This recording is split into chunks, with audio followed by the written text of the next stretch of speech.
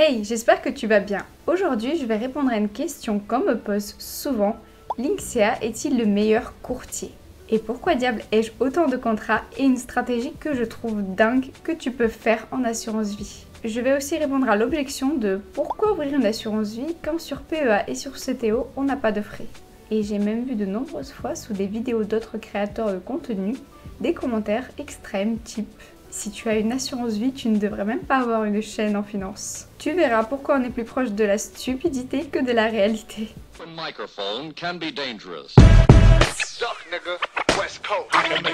Tout d'abord, oui, je trouve ça acceptable de payer 0,5 ou 0,6% de frais pour tous les avantages de l'assurance vie. Et comme vous le savez, j'ai un PEA et un PEA PME, et ça n'empêche que tous les mois, j'investis généralement bien 800 € en assurance vie. Tout d'abord, le plafond PEA-PME, c'est 225 000 € par personne. Certes, c'est haut, mais pas tant que ça sur 40 ans. Ça ne fait que 468,75 € par mois. Sur 30 ans, c'est seulement 625 € par mois. Sur 20 ans, c'est 937 €. Et sur 10 ans, 1875 € par mois. Certes, ce sont de jolies sommes, mais ça va vite. Donc je n'ai pas envie d'être bloquée à 35 ans avec mon PEA plein et aucune possibilité de rajouter de l'argent.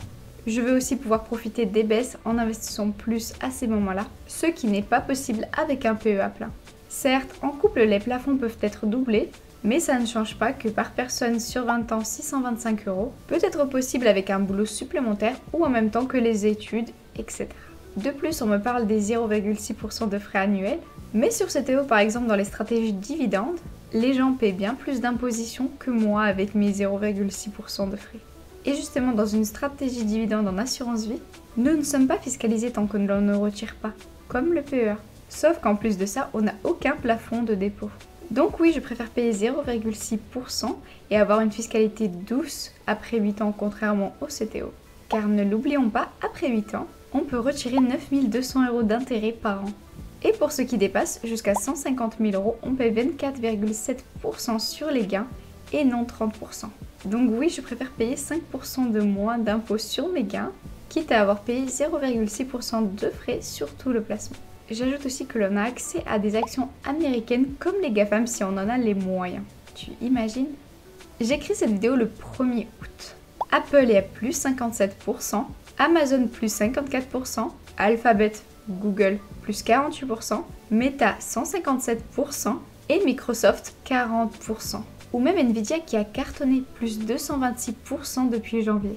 Sur Assurance Vie, tu peux encaisser cette plus-value sans impôt, puis l'investir tel quel dans un ETF S&P 500 en arbitrant. Et sur Linksea, les arbitrages sont gratuits. Tu réalises encaisser d'énormes plus-values actions tech américaines et après aller sur des ETF. Tu imagines la puissance pour augmenter l'effet des intérêts composés? Ce n'est qu'une partie des supports disponibles sur Linksea Spirit. Un contrat accessible des 500 €. Certes, c'est plus que sur Avenir, mais ça reste bien mieux que la majorité des assurances vie en banque. Et pour t'achever, sache que c'est sur ce contrat que les 2 fonds Indépendance Expansion sont disponibles. C'est ceux qui ont rapporté 3 fois le rendement du S&P 500 sur 30 ans. La version France a fait 13,2% par an net de frais depuis 30 ans. Et le plus récent, l'Europe a fait 15,2% depuis sa création il y a 7 ou 8 ans. On peut donc investir sous de la tech US en direct, puis en sortir et l'investir sans imposition sur ces 2 fonds-là pour sécuriser. Et on m'oppose à cette possibilité d'une stratégie aussi folle et rentable, le fait de payer seulement 0,5% par an. Sincèrement, je te demande ton avis. Je suis la seule à trouver que c'est fou comme argument.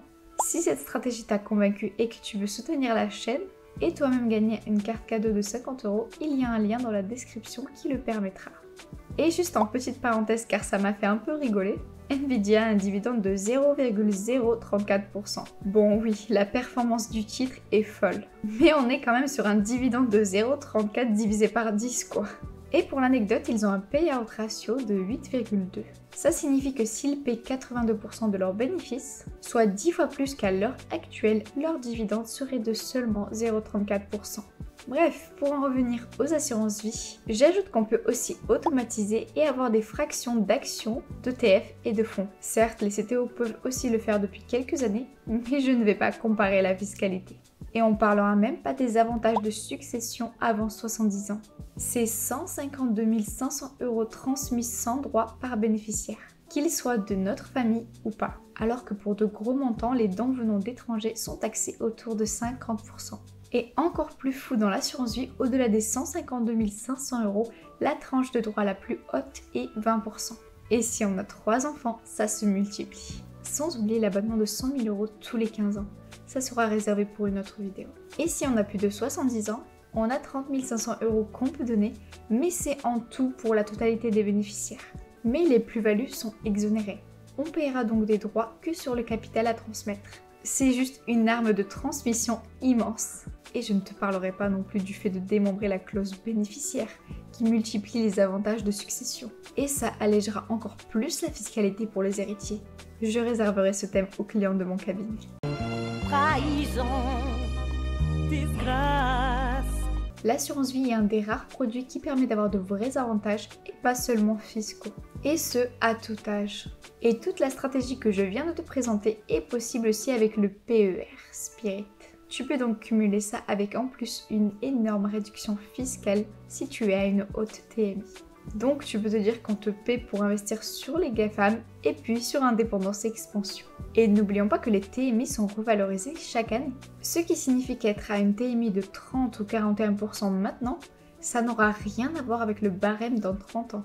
Maintenant, pour ces contrats, s'ils sont récents et qu'ils ont moins d'une année, c'est tout simplement parce que j'avais d'autres assurances vie que j'ai dû liquider. D'une part pour avoir un chouette apport pour le cabinet que j'ouvre en novembre, pas du capital social qui sert à rien, je parle d'apport en compte courant. Et de l'autre part, j'avais pris une petite partie pour le challenge de 60 à 100K, car je ne pompe pas des liasses.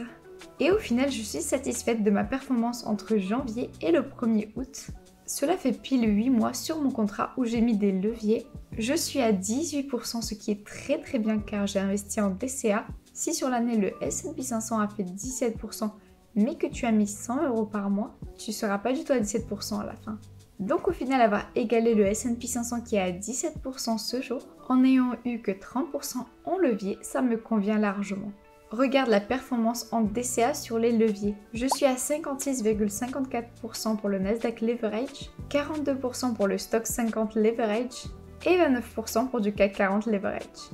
Si j'étais pas en DCA comme pour le challenge, mais que j'avais investi en gros coups comme sur mon PEA, je serais à 80% pour le Nasdaq Leverage, 47% pour le Stoxx 50 Leverage et pour le CAC 40 Leverage, 36,24%.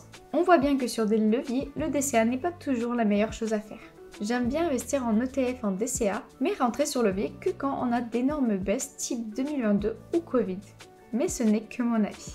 Maintenant, pourquoi ai-je 4 contrats?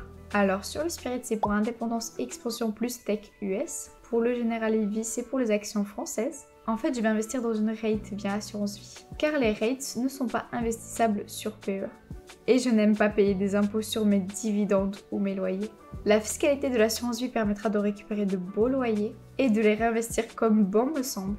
Pour l'instant, je suis investie sur ETF, j'attends quelques mois. Je pense que la hausse des taux et les chiffres mauvais du prochain trimestre sur le marché de l'immobilier vont bien faire baisser les rates, alors que certaines sont déjà très nettement sous-évaluées. J'ai une prise de risque sur une rate qui me démange depuis un moment. Pour mon contrat à venir, c'est celui qui est le plus diversifié. 30% de levier, puis des ETF plus classiques.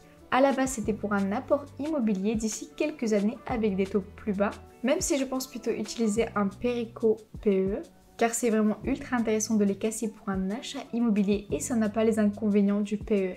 Et le second à venir que j'ai ouvert très récemment, c'était pour en avoir une plus long terme, pour ne pas avoir que du PEA ou PEA-PME ou CTO pour mes vieux jours, et avoir dès maintenant des intérêts composés dessus. Comme ça, que je retire ou que je le transmette, il aura bien travaillé dans une stratégie classique ETF. Il est à 16,92%, c'est pas mal sur 3 mois. Presque autant que l'autre sur 8 mois. J'ai d'autres assurances vie mais que je liquide petit à petit pour ne pas me faire massacrer en fiscalité. Pour être honnête, Linksea pour le moment a les meilleures assurances vie, c'est plutôt factuel.